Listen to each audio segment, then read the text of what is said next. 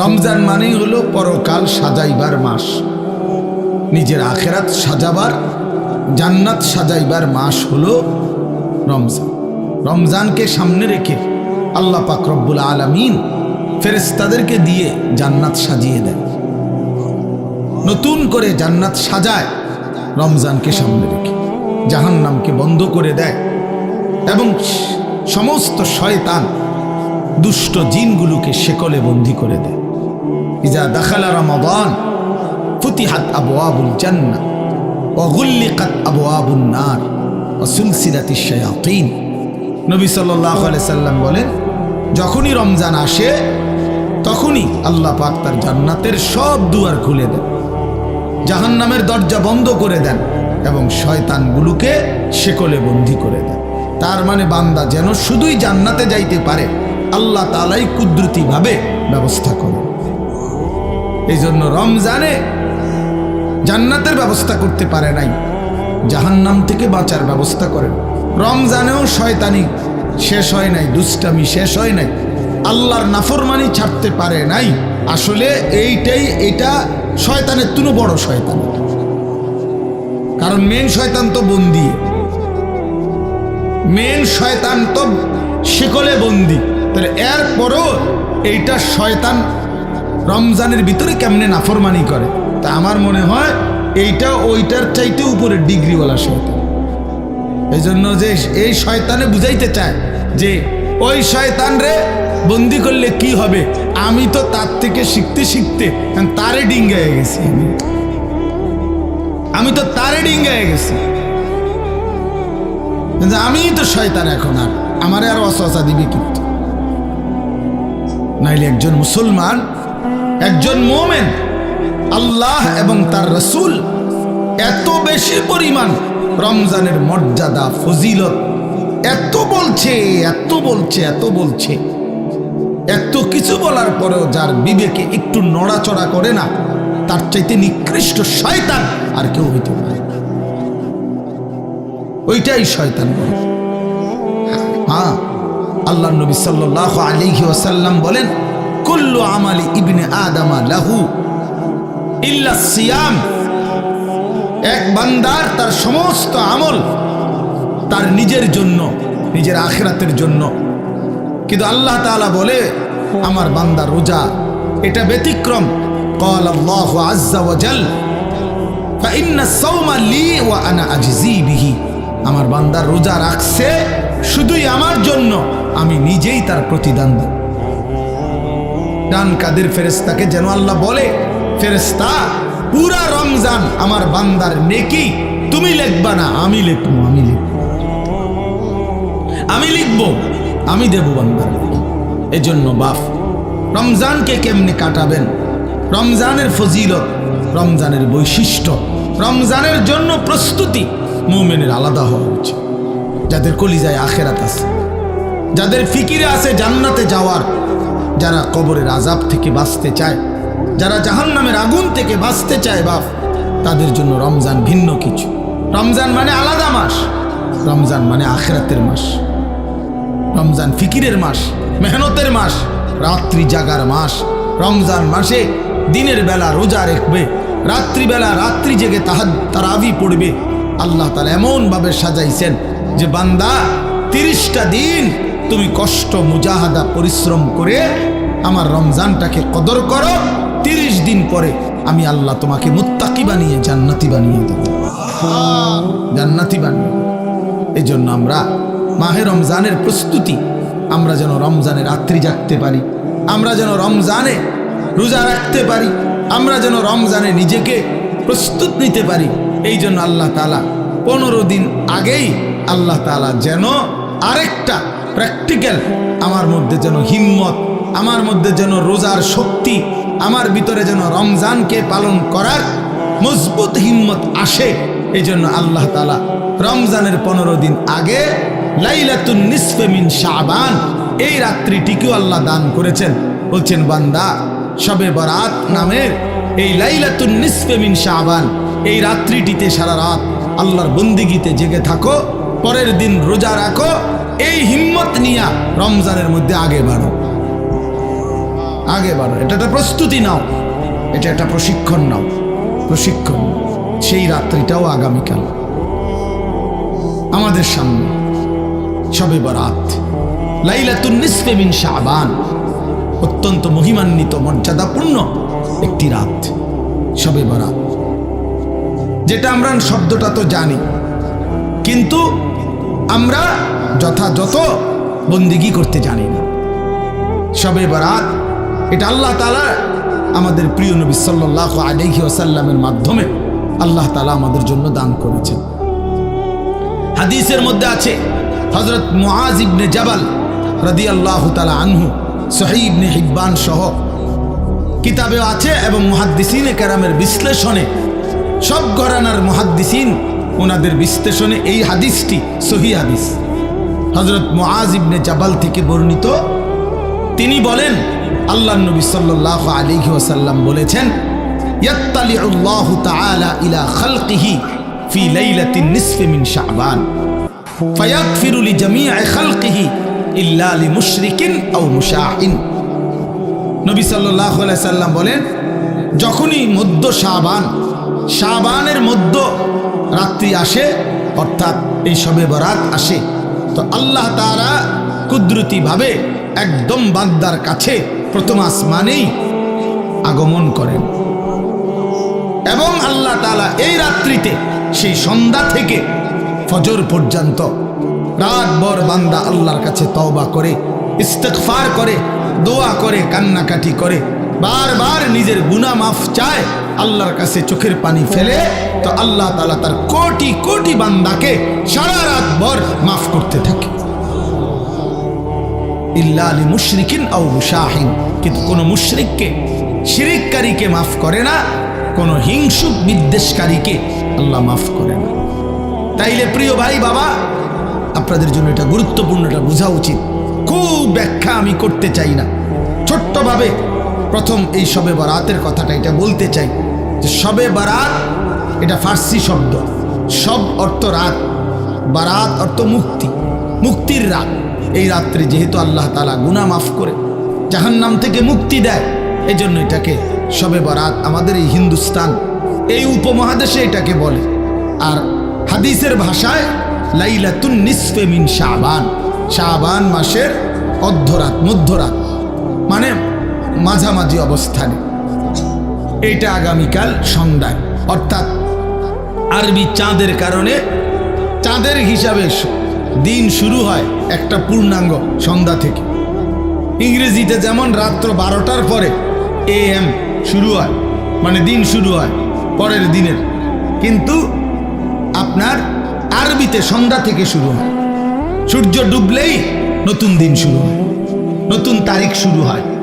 তো আগামীকাল, আজকে তো সন্ধ্যা থেকে 14 তারিখ, তা আগামীকাল যখন সূর্য ডুববে তখনই 15 তারিখ, তখনই 15 তারিখ। তো এই পরের দিনের সূর্য ডুবা পর্যন্ত এই 15 তারিখ, এটাই লাইলাতুন নিসফে মিন শাবান, এটাই শবে বরাত। তাহলে এই শবে বরাত রাসূলুল্লাহ সাল্লাল্লাহু আলাইহি ওয়াসাল্লামের হাদিস দ্বারা প্রমাণিত, যে রাসূলুল্লাহ সাল্লাল্লাহু আলাইহি ওয়াসাল্লাম এটার ফজিলত বলছেন যে আল্লাহ তাআলা এই রাত্রে অগণিত বান্দাকে, তওবাকারী, ইস্তিগফারকারীকে আল্লাহ মাফ করে থাকেন। অতএব এটা প্রমাণিত। এখন প্রশ্ন হইল আমাদের করণীয় কি? আমি সংক্ষেপে শুধু এটা শেষ করতে চাই। আমাদের করণীয় কি? আমাদের করণীয় হলো এই রাত্রি জেগে ইবাদত করা, ইহয়াউল লাইল, রাত্রিটাকে জীবিত করা ইবাদতের মাধ্যমে। কিয়ামুল লাইল, রাত্রিটাকে দাঁড়িয়ে অর্থাৎ আল্লাহর ইবাদতের মাধ্যমে কাটানো, এটাই মূল মাকসাদ। হাদিসের বক্তব্যে এটাই বক্তব্য যে রাত্রি জেগে ইবাদত করো। নবী সাল্লাল্লাহু আলাইহি ওয়াসাল্লাম বলছেন, কুমু লাইলাহা ওয়া সুমু ইয়াওমাহা, তোমরা রাত্রি জাগো আর দিনের বেলা রোজা রাখো।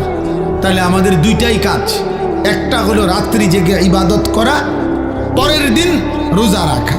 অর্থাৎ আগামীকাল শুক্রবার দিবাগত রাত আপনি আল্লাহর ইবাদত করবেন, শনিবার শুক্রবারে সেহরি খেয়ে শনিবার দিন রোজা রাখবেন, খালাস, এটাই। তাহলে আল্লাহ তাআলা শবে বরাত আমাদের জন্য দিয়েছেন রাসূলুল্লাহ সাল্লাল্লাহু আলাইহি সাল্লাম শুনিয়েছেন ইবাদত করতে, ইবাদতের রাত। আর নফল ইবাদতের ক্ষেত্রে বান্দার কাছে কোরআন সুন্নাহর এটাই বক্তব্য, এটা কোনো ফরজ ইবাদত না, এটা ওয়াজিব ইবাদত না, এটা নফল ইবাদত। শবে বরাত কি ইবাদত বলেন? সবাই বলেন কি ইবাদত? আর নফল ইবাদতের মধ্যে একাকিত্ব, এটাই কাম্য, এটাই কোরআন সুন্নাহর ভাষ্য, যে একাকী প্রত্যেকেই মুস্তাকিল নফল ইবাদত নিজের মতো করে নিজের জন্য করবে, নিজের জন্য করবে। আমি আর আপনি সমান না। আমি আমার বয়স হিসাবে আমি 40 রাকাত নামাজ পড়তে পারবো, আপনি পারবেন 20 রাকাত। আরেকজনে 100 রাকাত নফল পড়তে পারবে সে ইচ্ছা করলে। সে তার বয়স মাত্র 20 বছর, তারেও আপনি দিলেন 12 রাকাত। 80 বছরের বুড়া মিয়ারেও দিলেন 12 রাকাত। তো এটা ইনসাফ হলো না, এটা নফল হলো না, এটা তো বাধ্যতামূলক করে দিলেন, এটা বাধ্যতামূলক করে দিলেন। অথচ এই যুবক তো ইচ্ছা করলে এক রাত্রিতে সে 100 রাকাত নফল পড়তে পারত, কারণ তার তো শরীর আছে, তার তো সামর্থ্য আছে। আমরা কিতাবে পড়ছি আবু ইসহাক আস-সাবিঈ এক বড় বুজুর্গ ছিলেন। উনি বলছিলেন, যুবক যৌবনকালে এমন হাজারো রাত, শত শত রাত আমার জীবন থেকে গিয়েছে, যেই রাত্রিগুলোতে আমি এক রাকাতে পুরা সূরা বাকারা 3.5 পারার মতো পুরাটা তেলাওয়াত করে ফেলেছি। হযরতে উসমান রাদিয়াল্লাহু তাআলা আনহুর মতো সাহাবী এক রাকাতে পুরা মুকাম্মাল কোরআনুল কারীম এক খতম দাঁড়ায়া পড়ে ফেলছে রাতে। তাইলে নফল আমল সবার কি বরাবর? কথা বলেন না কেন? তাইলে আল্লাহর নবী সাল্লাল্লাহু আলাইহি সাল্লাম, ওনার স্ত্রী আম্মা জানা আয়েশা, নবীজির বিবি, উনি বর্ণনা করছেন আল্লাহর নবী সাল্লাল্লাহু আলাইহি সাল্লাম কানা রাসূলুল্লাহ সাল্লাল্লাহু আলাইহি ওয়াসাল্লাম ইউসাল্লি বিল লাইল, রাত্রিবেলা নবীজি নামাজ পড়তেছিলেন। ফাআতালা সুজুদ, সেজদাটা লম্বা করলেন, লম্বা একটা সেজদা দিলেন। হাত্তা জানান্তু আন্নাহু কাদ কুবিজা, হযরত আয়েশা নিজে বলতেছেন, আমি ভাবলাম এত লম্বা সেজদা না জানি নবীজি ইন্তেকাল করলেন কি। আর তো মাথায় উড়ায় না, কখন সেজদা দিলেন, আহারে মাথায় তো তুলতেছে না। হযরত আয়েশা রাদিয়াল্লাহু তাআলা আনহা বলেন, আমি তখন নবীজি সাল্লাল্লাহু আলাইহি সাল্লামের পায়ের তালুতে পিছনে আঙ্গুল দিয়া স্পর্শ করলাম, মানে সাইলাম আরি বাইচা আছে কিনা। আল্লাহর নবী সাল্লাল্লাহু আলাইহি সাল্লাম একটু পরে যখন নামাজের সালাম ফিরাইলেন, তো নবীজি জিজ্ঞেস করলেন, আয়েশা তুমি কি ভেবেছো আমি তোমার উপরে কোনো জুলুম করেছি? অর্থাৎ তোমার সাথে না থেকে রাত্রিটা আল্লাহর ইবাদতে কাটায় দিছি, এতে কষ্ট পাইলা তুমি? হযরত আয়েশা বলেন, ইয়া রাসূলুল্লাহ, না, আমি কষ্টের কারণে বলি নাই, আমি মূলত ভেবেছিলাম এত লম্বা সেজদা দিছেন, না জানি আপনার ইন্তেকাল হয়েছে কিনা, এই জন্য আমার ভয় লাগছে দেখে আমি আঙ্গুলটা স্পর্শ করছি, আমার চাহিদার জন্য না, আমি আপনার পেরেশানিতে করছি। তো আল্লাহর নবী সাল্লাল্লাহু আলাইহি ওয়াসাল্লাম বললেন, আয়েশা তুমি কি জানো আজকের রাত কোন রাত? তখন হযরত আয়েশা বললেন, জানি না ইয়া রাসূলুল্লাহ, আপনি জানেন, আপনি বলেন। তো আল্লাহর নবী সাল্লাল্লাহু আলাইহি ওয়াসাল্লাম বলেন, এই আজকের রাত্রি হচ্ছে লাইলাতুন নিসফি মিন শাবান, এটাই শবে বরাত, এটা শাবানের মধ্যরাত। এই রাত্রিতে আল্লাহ তাআলা যত লোক আল্লাহর কাছে গুনাহ মাফ চায়, তওবা করে, আল্লাহ তাদেরকে মাফ করে থাকে। যত লোক আল্লাহর কাছে দয়া ভিক্ষা করে, তো আল্লাহ তাআলা তাদের উপরে দয়া করে। তাইলে আল্লাহর নবী সাল্লাল্লাহু আলাইহি সাল্লাম এত লম্বা সেজদা দিছেন যে নবীর বিবি উনি পর্যন্ত ভয় পাচ্ছিলেন যে ইন্তেকাল করলেন কিনা। তাইলে নফল ইবাদত একটা লক্ষণীয় কথা বোঝেন, শুনতেছেন আপনারা? আরে ভাই বুঝতেছেন আপনারা? আপনার ইনসাফে কি বলে যে আমার বিবি, আমি নামাজ পড়তেছি, আজকের রাত্রি এত গুরুত্বপূর্ণ, কিন্তু উনি ওনার বিবিকেও, অর্থাৎ এতটা আলাদা যে একত্রে না, তুমিও বসো, আমরা দুজনে মিলে গড়ি ধরো, তুমিও 15 মিনিট সেজদা দিবা, আমিও 15 মিনিট সেজদা দিব, তুমিও আধা ঘন্টা লাগাইয়া নামাজ পড়বা, আমিও আধা ঘন্টা লাগাই পড়ব, এরকম কথা বলছেন এখানে। তাইলে বোঝা গেল নফল ইবাদত প্রত্যেকের শরীর স্বাস্থ্য সামর্থ্য অনুপাতে প্রত্যেকের জন্য আলাদা আলাদা, প্রত্যেকের জন্য কি বলেন না আলাদা আলাদা আলাদা আলাদা আলাদা। তাহলে শবে বরাত হাদিস দ্বারা প্রমাণিত। কি দ্বারা প্রমাণিত? ওলামায়ে কেরাম, আসলাফ, পূর্বপুরুষদের, মনীষীদের, বুজুর্গদের কথার আলোকেও শবে বরাত প্রমাণিত। এই রাত্রি ইবাদতের রাত, এটা প্রমাণিত কথা। এই রাত্রির কথা আল্লাহর নবী সাল্লাল্লাহু আলাইহি সাল্লামের হাদিসের মধ্যে আছে এবং 8 জন সাহাবী এই মুআজ ইবনে জাবালের এই হাদিসটা, আরে ভাইয়া কথা বলো না, বাপ কথা বলো না, রাস্তায় কথা বলতেছো কারা? আহারে বাবা, একটু পরে আসো, এক ঘোষণা দিবে, সোজা হইয়া বসতে বলবে সবাই, ভাইয়া একটু পরে বলবে, কিছুক্ষণ আর একটু ধৈর্য ধরো ভাইয়া, আর কষ্ট হইতেছে ছেলেদের, এই এক্ষুনি বলবে ইনশাআল্লাহ, কিছুক্ষণ পরেই বলবে, সিরিয়াল ধরে বসেন, মূল পর্ব শুরু হবে।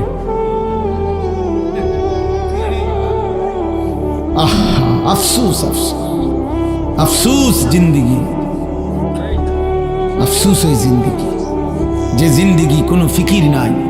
মুসলমানের সন্তান আমরা, প্রিয় ছেলেরা, বাবা, কোনো খাবারই শেষ সমাধান না, সেটা বিরিয়ানি হোক আর আরো ভালো কিছু হোক, সব কিছুরই গন্তব্য বাথরুম।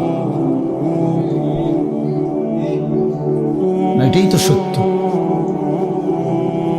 সেটা আরো দামি হোক কিছু খাবার, কিন্তু গন্তব্য তো বাথরুম। এছাড়া আর কি, এছাড়া আর কি? তাহলে এক মানুষের জিন্দিগির টার্গেট যদি হয় বিরিয়ানি, তো এই বিরিয়ানির পরিণতি যেহেতু টয়লেট শেষ ঠিকানা, তো তোমার জিন্দিগির টার্গেটও টয়লেটই। বাথরুম ছাড়া আর কি, টয়লেট ছাড়া আর কি? খাবে, ঘুমাবে, পেশাব করবে, বাথরুম টয়লেট সারবে, আর মাঝখানে টাইম যৌন চাহিদা পূরণ করবে, খালাস, এতটুকুই জিন্দিগি। এবার কেউ যদি, আমি সবসময় বলি, প্রতিদিন বলি এ কথা, যে জীবন শুধু এটাই বুঝছে, জীবন মানে খাবার, পেশাব পায়খানা, ঘুম আর যৌন চাহিদা, লজ্জাস্থানের চাহিদা পূরণ, এতটুকুই যে জীবন বুঝছে যে এটাই আমার জীবন, এই জীবন জানোয়ারের জীবন। এই জীবন কি? জানোয়ারের জীবন। এই জীবন কুকুরের জীবন, কুত্তার জীবন। কারণ ওই কুকুরও খায়, ঘুমায়, পেশাব পায়খানা করে, কুকুরেরও যৌন চাহিদা পূরণ হয়, এই জন্য কুকুরেরও বাচ্চা কাচ্চা হয়।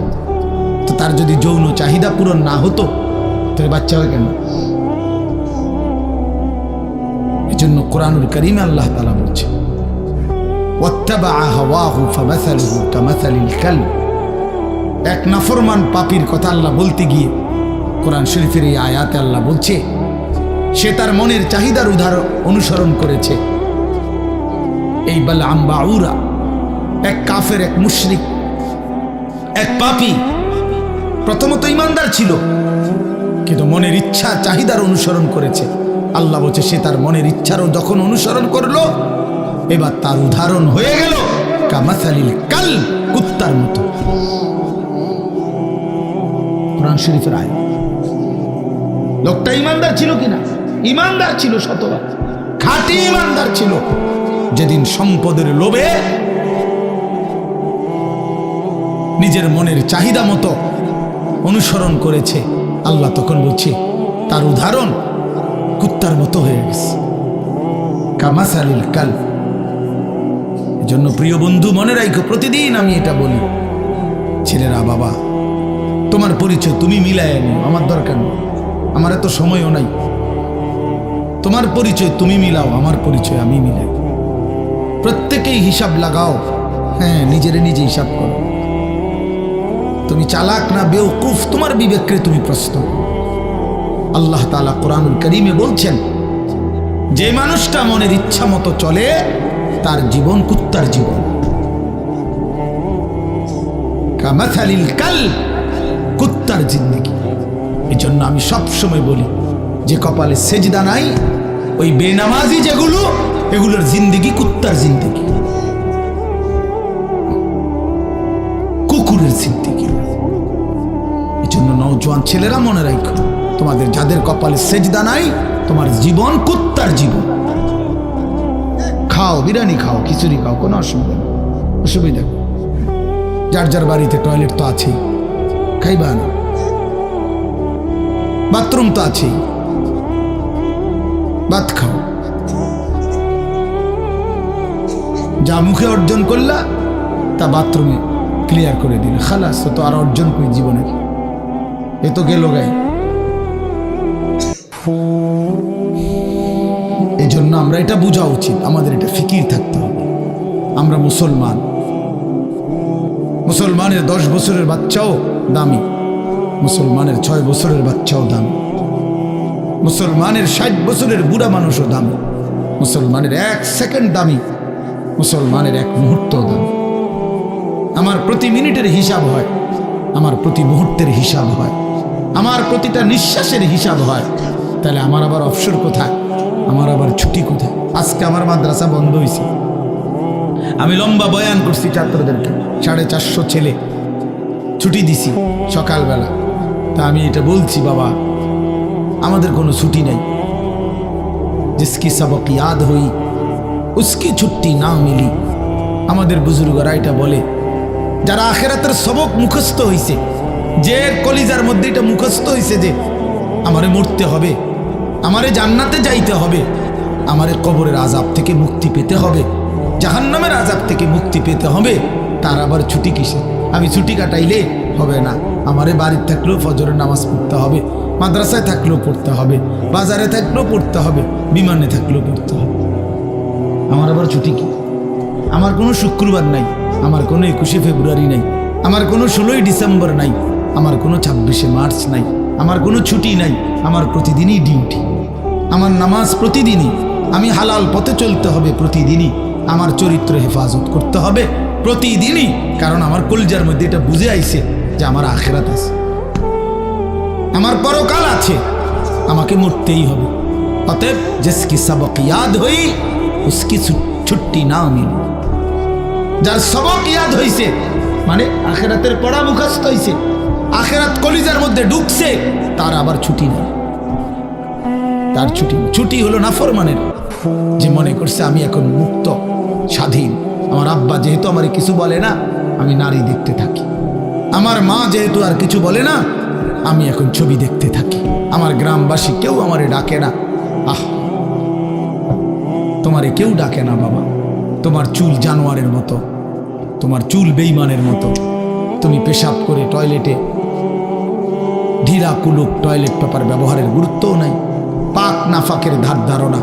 নিজের মাকেও দেখো, মানুষের বেডিরেও দেখো, আপন বোনকেও দেখো, রাস্তার মেয়েকেও দেখো।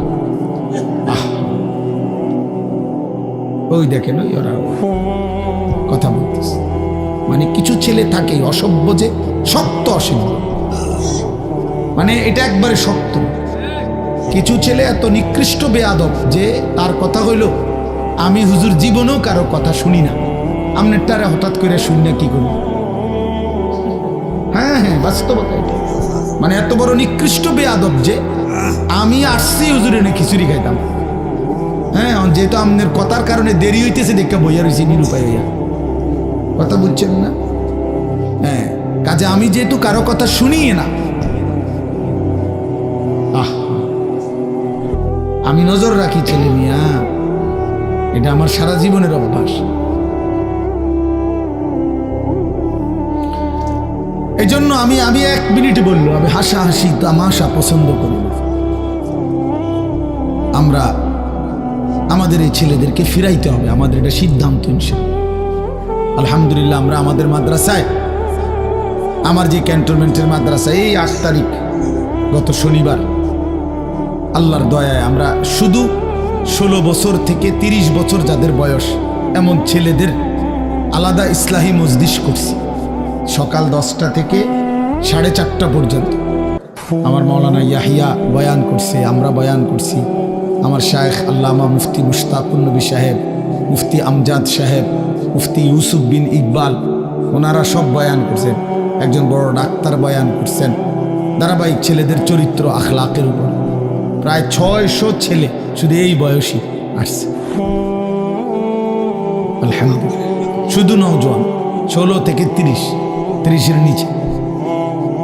এবং আমরা আরো বড় স্বপ্ন আছে ইনশাআল্লাহ। তো বললাম যে এটা আমার ইচ্ছা, আমার ছেলেরা বদলাইতে হবে আল্লাহর দয়ায়, ছেড়ে দেওয়ার কোনো সুযোগ নেই। আজকে অভিভাবকরা সন্তানকে ছেড়ে দিস। 16 বছরের একটা ছেলেকে এবারটা নিয়ন্ত্রণ করতে পারে না। এবারটা একটা বাপ আছে, বেটা অপদার্থ কোথাকার বেটা আইসে দুনিয়ার বাদ কত আর বন খাইতো আর বিড়ি খাই গপ মারে ফালতু। তোমার 14 বছরের একটা ছেলেকে তুমি এক ওয়াক্ত নামাজ পড়াইতে পারো না, তুমি একটা বাপ হইছো বেটা।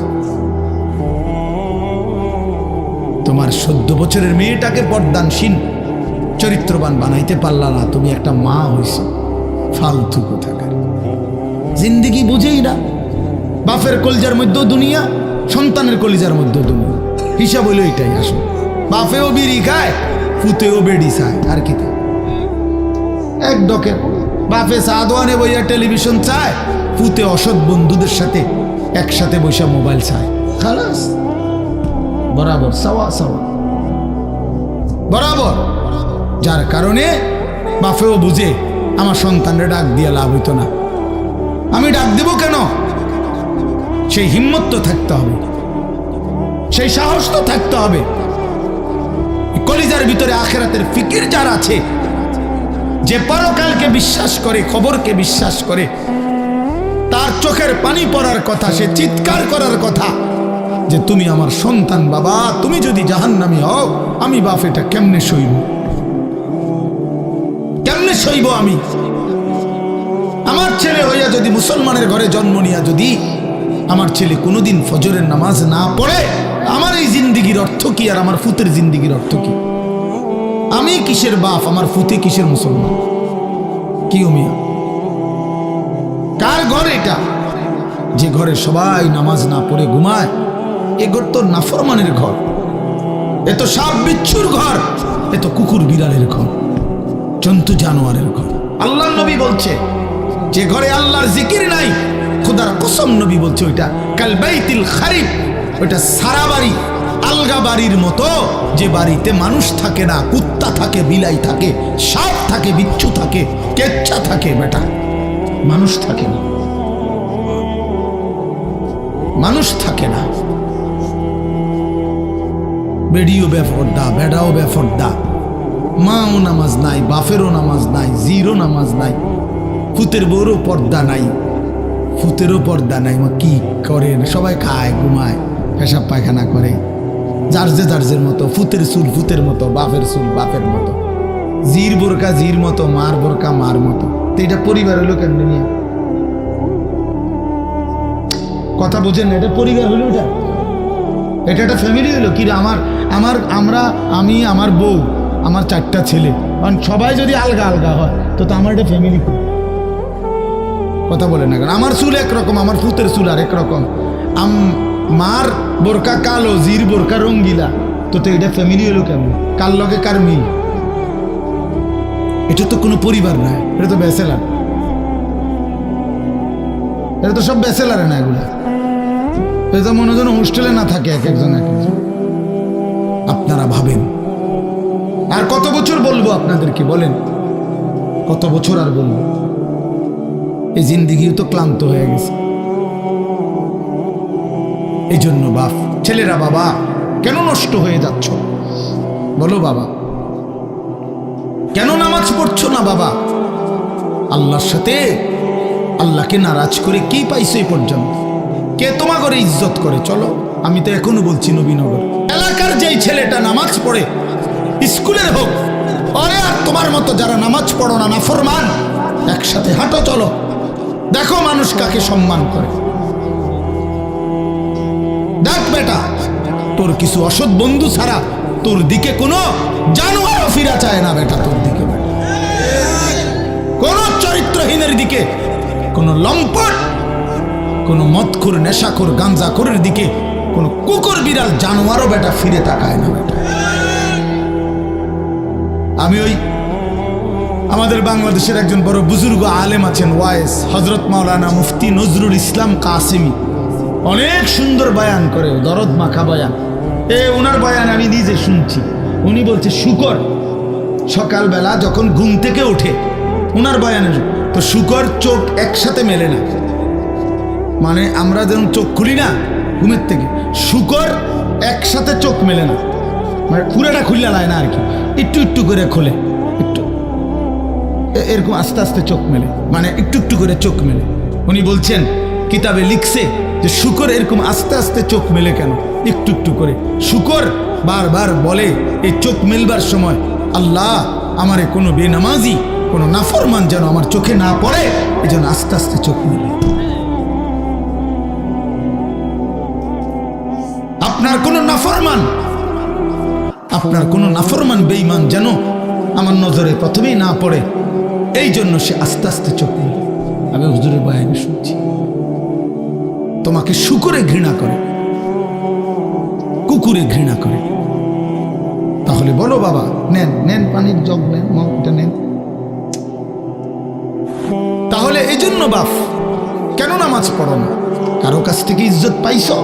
একটা ছেলে বলো যে হুজুর আমি নামাজ না পড়ার কারণে আমারে মানুষ অনেক সম্মান করছে? কেউ পাইছো কিনা একটা ইজ্জত? তাহলে এটা কি ধরনের জীবন তুমি বুঝো না? আমরা বুঝি না আমার ঘরে মানুষ মহব্বত করে না এটা আমি বুঝি না? কথা কও না দুলা, আমি এটা বুঝি কিনা, তুমি বুঝো কিনা? তো মানুষের অনুভব হয় না? এটা তো অনুভব হওয়ার বিষয় যে আমার তো একটা বুঝ আছে যে মানুষ আমারে ভালোবাসে কিনা, ঠিক কিনা বলেন না কেন? আমারে এই হাজি সাহেব যদি মহব্বত না করতো তো আমি প্রতি বছর আইলাম কেন? 50,000 টাকার জন্য নাকি 1 লাখ টাকার জন্য? এখানে আমি মেয়ে বিয়ে দিছি এখানে মিয়া, তাহলে ভালোবাসার জন্য, আল্লাহর জন্য, মহব্বতের জন্য। তাহলে বোঝা গেল তোমরা ছেলেরা বাবা, আমি রাত হয়েছে এই জন্য দেরি করতে চাই না, তোমরা একটা ছেলে হইলো ভাইবো, তুমি ইনসাফের সাথে তোমারে মানুষ ভালোবাসে কিনা, এই সমাজের মানুষ তোমার দিকে তাকাইলে কি মনে করে তুমি বুঝো না? তুমি বুঝো না ভাইয়া? কি পাইছো নামাজ না পড়ে? নারী দেখতে দেখতে, উলঙ্গ ছবি দেখতে দেখতে অর্জনটা কি? অর্জনটা কি? কিচ্ছু না, ধোকা খাইছো।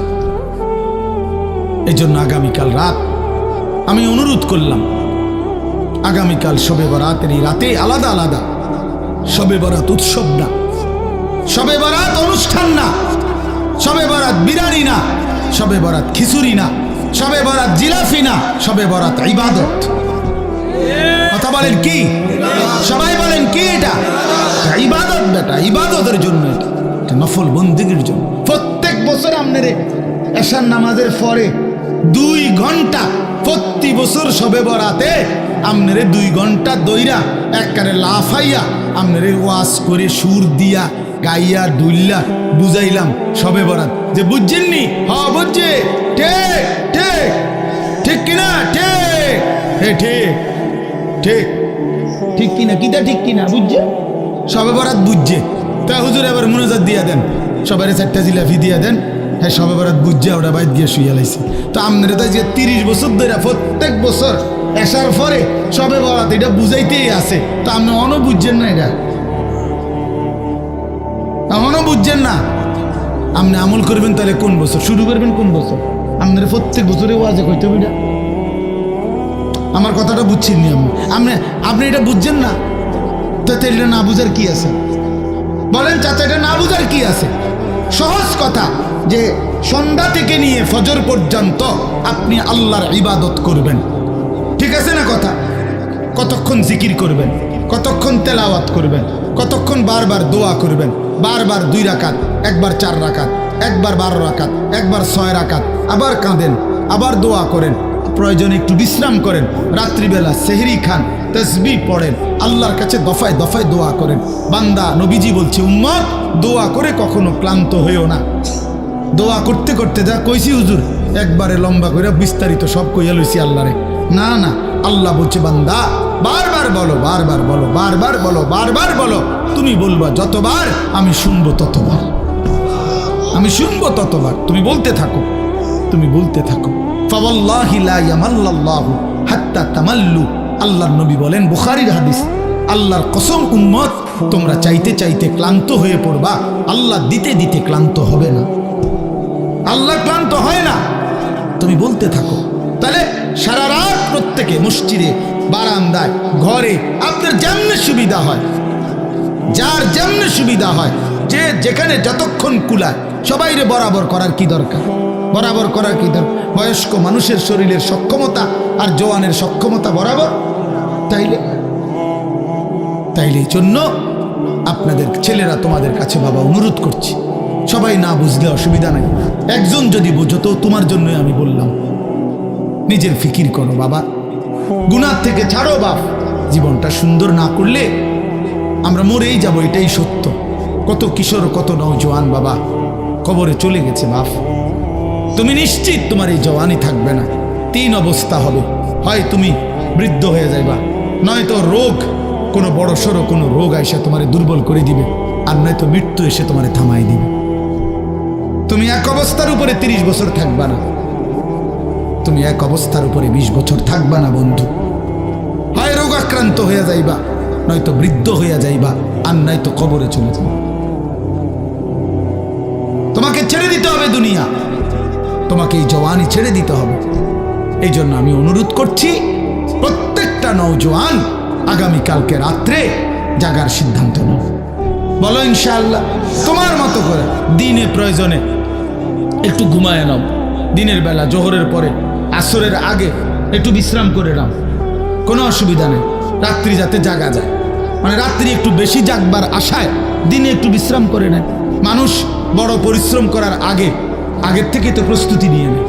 সেনাবাহিনীওয়ালারা বলে আর্মির ট্রেনিংয়ের মধ্যে কঠিন প্রশিক্ষণ, সহজ যুদ্ধ। কঠিন প্রশিক্ষণ, যুদ্ধ সহজ। তাইলে একটু প্রস্তুতি নিয়ে রাত্রি জাগার জন্য যদি আমরা চেষ্টা করি, আর বারবার দোয়া, ইস্তেগফার, কান্নাকাটি, গুনাহ মাফ চাই, তো আল্লাহ তাআলা ভীষণ খুশি হবে, ভীষণ খুশি হবে। পরের দিন রোজা রাখলে, রোজা তো আলহামদুলিল্লাহ প্রত্যেক আরবি চাঁদের 13, 14, 15 আল্লাহ নবী সাল্লাল্লাহু আলাইহি সাল্লাম রোজা রাখতেন। এই আজকে বৃহস্পতি, শুক্র, শনি, আলহামদুলিল্লাহ আমরা আজকে রোজা রাখছি। আগামীকাল পরশু আমাদের রোজা রাখার, বাসার বিবি বাচ্চা ওরাও রোজা রাখছে, তো এই জন্য মাদ্রাসার ছাত্র উস্তাদরা রোজা রাখছে, তো এটা আমরা শুরু করে দিছি আলহামদুলিল্লাহ। এই জন্য বললাম রোজা রাখার চেষ্টা করলে, মাহে রমজান আমাদের সামনে, আল্লাহ তাআলা বড় বেশি মহব্বত করে বলছে, বান্দা রমজান কদর করলে আমি ওয়াদা দিলাম 1 মাসে আমি তোমাদেরকে মুত্তাকি বানিয়ে জান্নাতি বানিয়ে দেব। জান্নাতি বান্দা আমি জান্নাত দিতে চাই, বান্দা আমি জান্নাত দিতে চাই। আল্লাহ তাআলা কোরআনে কতভাবে বলছে, কতভাবে যে আমার বান্দা আমি জান্নাত দিতে চাই, তুমি নেও বান্দা। ওয়াসারিউ ইলা মাগফিরাতিম মির রাব্বিকুম ওয়া জান্নাতিন, আল্লাহ বলে আমার বান্দা জলদি আসো, আমার থেকে মাগফিরাত নাও এবং আমার জান্নাত নাও। ধরো বান্দা ধরো, আমি দিতে চাচ্ছি তোমার। আল্লাহ নবী সাল্লাল্লাহু আলাইহি সাল্লাম বলছে, হাসরের ময়দানে আল্লাহ জাহান্নামে ফেলে দেওয়ার পরেও ফেরেশতাকে আবার বলবে, ফেরেশতারা আখরিজু মিনান নার মান কানা ফি কলবিহি মিসকালু হাববাতিন মিন খারদালিন মিন ঈমান।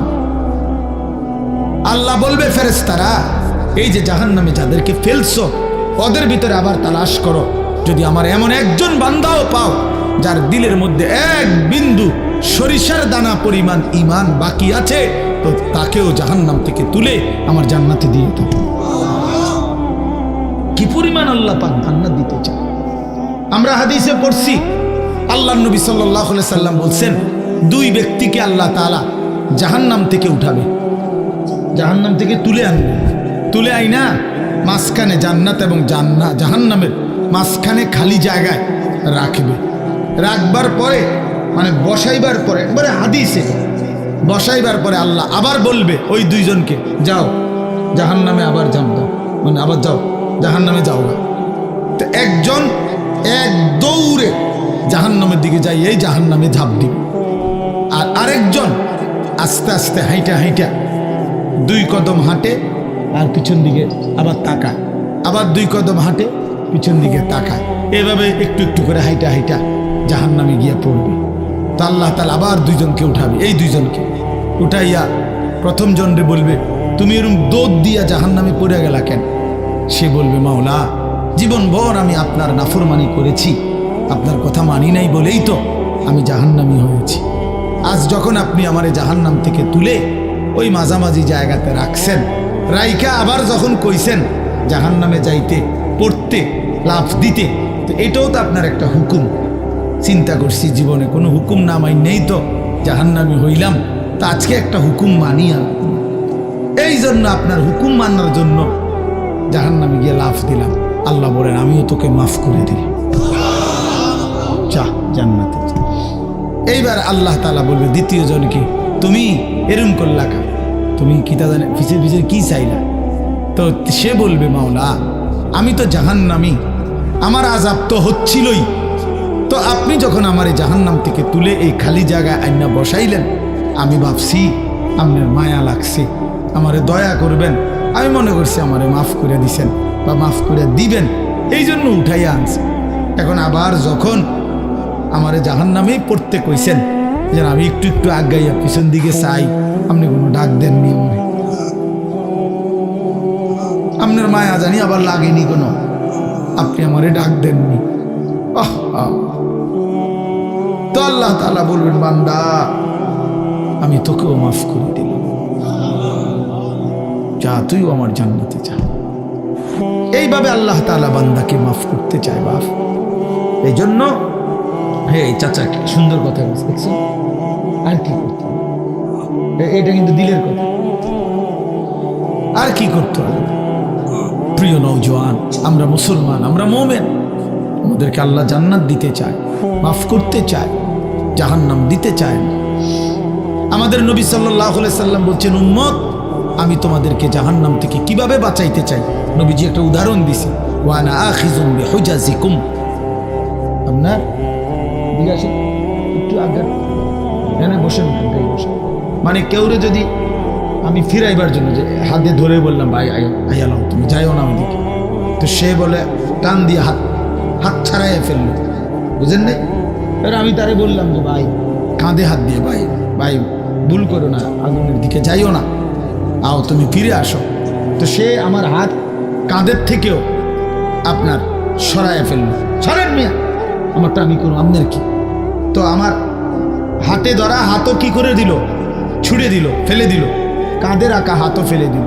এবার আমি যদি তার কোমরে জড়াইয়া ধরি যে না ভাই আমি আপনার আগুনে পড়তে দিব না, আমি বাইচা থাকতে আপনারে জাহান্নামে পড়তে দিব না, আপনাকে বরবাদ হতে দিব না, আমি কোমরে জড়াইয়া ধরেও যদি টানাটানি করি, এবার সে চাইলেই আমার থেকে ছুটাটা তার জন্য কঠিন, কঠিন না? মানে কোমরে জড়াইয়া ধরলে ছুটা আলগা হওয়া কঠিন কিনা? এই আল্লাহর নবী কসম বাবা, নবীজি বলছে উম্মত আমি তোমাদের প্রত্যেককে চাচ্ছি এইভাবে কোমরে জড়াইয়া ধরে ধরে জাহান্নাম থেকে বাঁচাতে।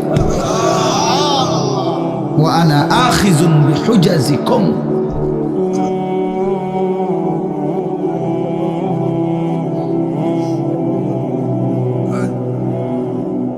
ওয়া আনা আখিযুম বিহুজাজিকুম, আমি তোমাদেরকে কোমরে ধরে ধরে আমার এক এক উম্মতকে জাহান্নাম থেকে বাঁচাইতে চাইছি।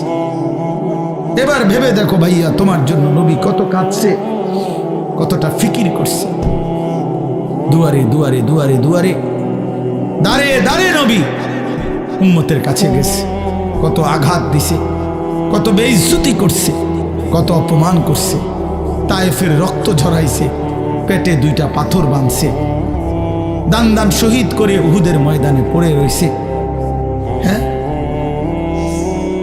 সারা রাত চোখের পানি ফেলছে, আর দিনের বেলা দুয়ারে দুয়ারে, হাটে ঘাটে, মাঠে বাজারে, সর্বত্র নবীজি মানুষকে আল্লাহর দিকে ডাকছে কিনা? কভি আরশ পর, কভি ফরশ পর, কভি উনকে দর, কভি দর বদর, গমে आशिकी तेरा शुक्रिया, मैं कहां कहां से गुजर गया, कभी हो रास्तू में तन्हा, कभी हो गुरूद सहरा, मैं जुनू का हम सफर हूं, मेरा कोई घर नहीं है। নবী যেন এটা বলতেন, কখনো উপরে, কখনো নিচে, কখনো অন্যের দ্বারে, কখনো দুয়ারে দুয়ারে, আল্লাহর রাস্তায় প্রতিটা দুঃখ বেদনা, প্রতিটা আঘাত, মাওলা তোমার শুকরিয়া, তোমার জন্যই শুয়েছি। গমে आशिकी तेरा शुक्रिया, मैं कहां कहां से गुजर गया, তবু আমি কই থেকে কই চলে গেছি, কোত্থেকে কই ফেরি করছি। কবি রাস্তু মে তনহা, কখনো রাস্তায় একাকী ছিলাম, একাই বলে গেছি। কবি হো গুরুদে সাহারা, কখনো মরুভূমিতে একাকী হাঁটতে থাকছি। যদি আমার এক উম্মত আল্লাহর দিকে ফিরে আসে, মাই জুনু কা হাম সফর হো, আমি যেন এক নেশা পাগলের মতো সফর করছি, যে দেখি খুঁজে আর কেউ ফিরে কিনা, আর কেউ ফিরে কিনা। মেরা কোই ঘর নেই, আমার কোনো ঘর নেই, আমার ঘর আখিরাত, আমার ঘর জান্নাত। আল্লাহ তাআলা আমাদের সবাইকে তৌফিক দান করেন। এজন্য ইনশাআল্লাহ রমজানকে কদর করব তো ভাইয়া। ছেলেরা বাপ নামাজ পড়ো, আল্লাহকে ডাকো বাপ, আল্লাহকে। তোমারও হায়াত একদিন শেষ হবে, আমারও হায়াত একদিন শেষ হয়ে যাবে। আল্লাহ তাআলা আজকের এই মাহফিল কবুল করে নেন, কবরবাসীদের রূহের মাগফিরাত দান করেন, এবং এই আয়োজন আল্লাহ তাআলা যেন আমরা থাকি বা না থাকি, আমার হাজী সাহেব তারা না থাকুক, কিন্তু আমাদের সন্তান তোমরা ছেলেরা, এলাকার নওজোয়ান ছেলেরা, তোমরা ইনশাআল্লাহ আগামী দিনে এই মাহফিল তোমরা চালু রাখবা ইনশাআল্লাহ। ঠিক আছে না? ইনশাআল্লাহ এলাকার তোমরা এই মহল্লার বা এই মাহফিলের সাথে সম্পৃক্ত, তোমরা ইনশাআল্লাহ আগামী দিনে এটা চালু রাখো। আল্লাহ সবাইকে তৌফিক। একটা মাহফিলেই শুধু, যেটা এত লাগাতার মাহফিল, আমার মনে হয় না আমার গত 2-4 বছরের ভিতরে কোনো মাহফিল এতটা ধারাবাহিক মাহফিল আমার এই হাজী সাহেব, আমি এই বেচারার কথা ফেলতেই পারি না কেন, এই একটা বড় মুসিবত আমার। উনি বললে আমি আর কথা ফেলে উঠতে পারি। আমার আজকে ডেটটা আমার শাইখের খানকা ঢালকানগর ঢাকা যাওয়ার কথা। উনি যখন আমার বলছে, তাই বলছি ঠিক আছে আমি যাইতাম না। আমার এরশাদ ভাই আমার, উনি বলছে হুজুর ওনার মাহফিল দিতেই বসে যাবে। এখন আসছে এরশাদ ভাই আমাদের সাথে, তা এই একটা সাংঘাতিক ভালোবাসার বিষয়। যাই হোক, তো বলতেছিলাম মঞ্জিল চিনা, গন্তব্য চিনা, টার্গেট থাকা, লক্ষ্য থাকা, এটা সুস্থ স্বাভাবিক মানুষের পরিচয়। যে অসুস্থ, যে মাতাল পাগল, তার কোনো গন্তব্য নেই। কোথায় গিয়ে থামবে? না দেখিয়ে কবরে নিয়েন না, মদিনা না দেখিয়ে কবরে নিয়েন না। আল্লাহ আল্লাহ আল্লাহ আল্লাহ আল্লাহ, আমারই মাফ করে দেন, আমারই মাফ করে দেন। আল্লাহ আমার মাদ্রাসা কবুল করে নেন। আল্লাহ আমার মাওলানা ইয়াহিয়াকে কবুল করে নেন। হাফেজ ইরশাদকে আপনি কবুল করে নেন। আল্লাহ আমার বন্ধুদেরকে কবুল করে নেন, দোস্ত আহবাবদেরকে কবুল করে নেন। রব্বির হামহুমা কামা রব্বায়ানি সগীরা। আল্লাহ আগামীকাল শবে বরাত, আল্লাহ আপনি আমাদেরকে রহমত মাগফিরাতের এই রাত জাগার তৌফিক দেন, রমজানের বন্দিগি করার তৌফিক দেন। আল্লাহ ছেলেগুলোকে কদর করার তৌফিক দেন। সুবহান রাব্বিকা রব্বিল ইজ্জাতি আম্মা ইয়াসিফুন ওয়া সালামুন আলাল মুরসালিন ওয়ালহামদুলিল্লাহি রাব্বিল আলামিন।